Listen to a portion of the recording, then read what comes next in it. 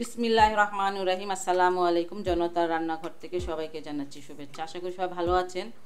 আজকে যে রেসিপিটি নিয়ে এসেছি সেটা হচ্ছে ভর্তা। এটা পটলের ভর্তা। ভর্তাটা একটু অন্যরকমভাবে শুটকি দিয়ে করব, সেজন্য এখানে আমি নিয়ে নিয়েছি আধা কেজি পটল। আর পটলটা আমি আপনাদের কেটে দেখাবো একটা কীভাবে আমি কেটেছি সেটা। একটা পটল নিয়ে নিলাম, নিয়ে এইভাবে ছিলবো।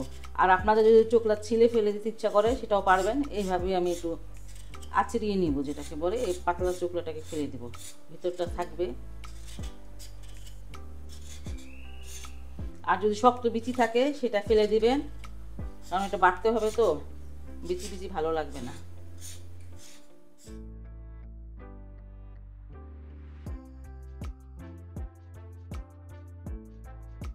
পটলটা আমি ধুয়ে নিয়েছিলাম, এখন এই দেখেন এই দুটাকে একটু ফেলে দিব এইভাবে।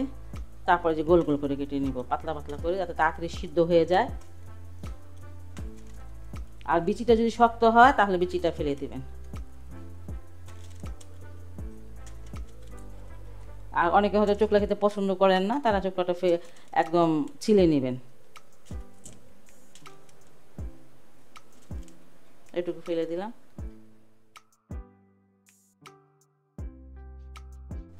এখানে আমি বড় একটা রসুন ছিলে নিয়েছি, কিছুটা রসুন দিয়ে দিচ্ছি এটা সিদ্ধর সাথে। আর এখানে 5টা কাঁচামরিচ এটা সিদ্ধর সাথে দিয়ে দিলাম। আর একটা চাপা শুটকিও দিয়ে দিব, আর একটা কাঁচা শুকনো মরিচ দিয়ে এটা পানি দিয়ে দিব। আধা গ্লাসের মতন পানি দিলাম। এটা এখন আমি খুব ভালো এটা ঢেকে খুব ভালো করে সিদ্ধ করে নেব। ফার্স্টে জালটা আঁচটা একদম হাইটে দেব, তারপর যখন বলক এসে পড়বে তখন আঁচটা কমিয়ে দিব, যাতে সিদ্ধ হয়ে যায়, ভাজির মতন একটু সিদ্ধ করে নেব।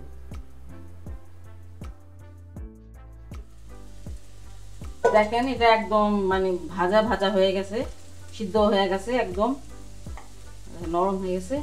একদম ভাজা ভাজা করুন, এইভাবে একটু ভাজা ভাজা করে নেবেন, কোনো পানি যাতে না থাকে। আর শুটকিটা একদম গলে গেছে, আমি আরও শুটকি দিব অবশ্য, ওটা ভেজে দিব। এই অবস্থায় এটা নামিয়ে নিতে হবে। দেখেন নিচে কোনো পানি নাই, একদম শুকনা। এই শুকনো অবস্থাটাকে নামিয়ে নিতে হবে। ঠিক আছে, এটা এখন আমি নামিয়ে নিচ্ছি। আমি চুলায় একটা ফ্রাই প্যান দিয়ে দিয়েছি, আর এখানে আমি একটা কাঁচা শুকনো মরিচ দিয়ে দিলাম, এটা ভেজে নিব। আর এটার সাথে এই রসুনগুলোও ভাজবো।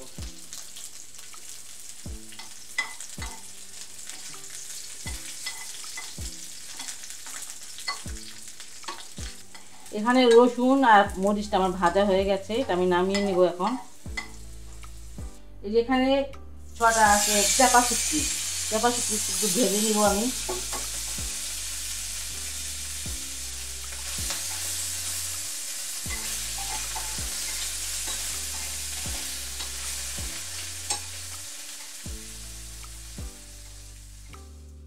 শুটকিটা আমার ভাজা হয়ে গেল, আর আমি এই সবগুলো একসাথে এখন ব্লেন্ড করে নিব। আর ইচ্ছা করলে আপনারা শিলপাটাও বেটে নিতে পারেন, শিলপাটা বাটলে বেশি ভালো হয়।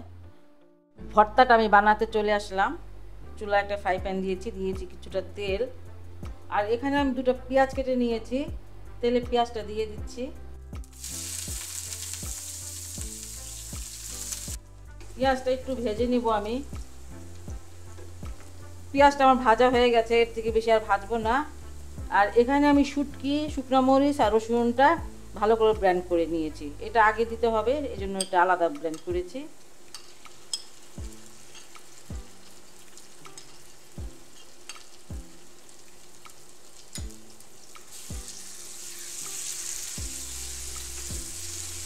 এই শুটকিটা দেওয়াতে এই ভর্তাটার স্বাদ কিন্তু দ্বিগুণ হয়ে যাবে, অনেক টেস্টি একটা ভর্তা। আর যারা চাপা শুটকি খান না তাদের কথা আলাদা, তারা হয়তো অন্য কোনো শুটকি দিয়ে বানালেন, বা এমনি পটল ভর্তাটা ভালো হয়, ওটাও বানাতে পারেন আপনার ছেলে ইচ্ছা।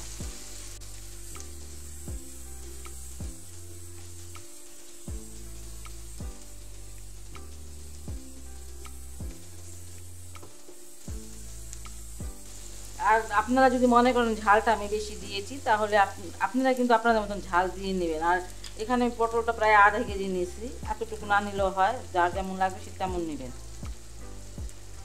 আর ভর্তাতে শাকে শুটকিতে এগুলো একটু ঝালটা বেশি লাগে আমার মতে। আর এখানে আমি পটল যে বেটেছি সেটা দিয়ে দিচ্ছি।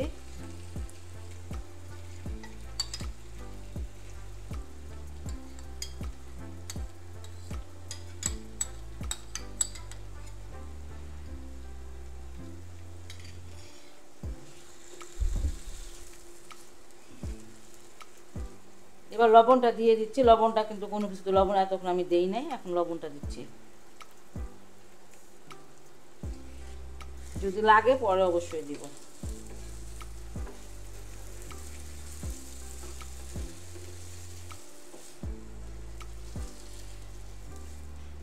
খুব সুন্দর করে এটা ভাজা ভাজা করতে হবে।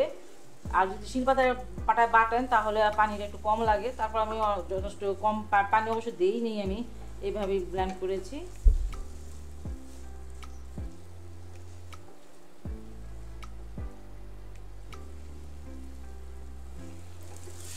ভর্তাটা প্রায় হয়ে গেছে, আর একটু রাখবো 2 মিনিটের মতন। আর এখন আমি ধনে পাতাটা দিয়ে দিচ্ছি। ধনে পাতাটা ভর্তাতে দিলে ঘ্রাণটা খুব ভালো লাগে, তাই দিলাম।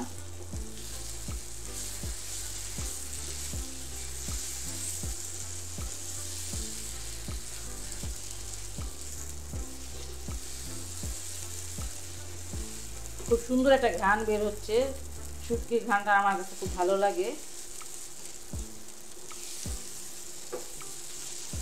আর এটা আপনারা দেখতে পাচ্ছেন যে প্যানের গা ছেড়ে ছেড়ে যাচ্ছে, তার মানে কি ভর্তাটা প্রায় হয়ে গেছে।